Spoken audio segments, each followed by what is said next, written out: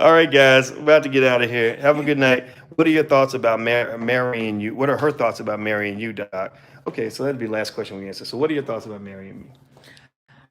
Oh, this is the marriage to end all marriages, clearly. Mm, And I think it's just great for you to marry somebody who absolutely loves you 100%, unconditionally.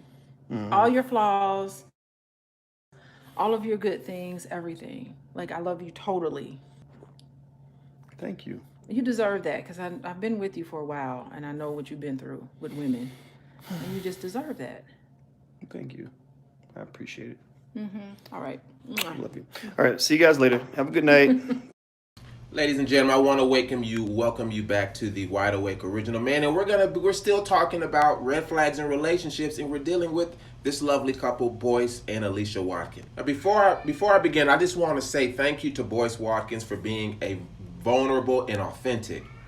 Boyce Watkins is a lot of good things that black men should strive for. One thing that I believe makes him so valuable is that he is able to be vulnerable. Many times men ain't able to be vulnerable. I do not suggest that men be vulnerable. I don't. Definitely not on public. But it does show the realness of him in his relationship and what the choices maybe that he's made in the past maybe weren't that good. Now, as you can see, she was like, clearly, this is the marriage to end all marriages. The way she characterizes this is that this is it for her. That kind of language, that the marriage to end all marriages, I think this is good language for her to be using because this is probably it for her. I think they both understand that they're in their 50s going on into their 60s and they don't need to keep playing this marriage game. This is a good sign of maturity, and I think men and women can learn a lot. Did you listen to the sighs that he was making? She really understands how he's been hurt. She really understands this about him. She understands his weaknesses, his good things. She just accepts him for who he is. And the way she speaks about him, I really got to give her some salute because men need, I can't say they need love because women don't give us love. Women do comfort us in our difficulties. And Boyce has already admitted that he did not make real good choices.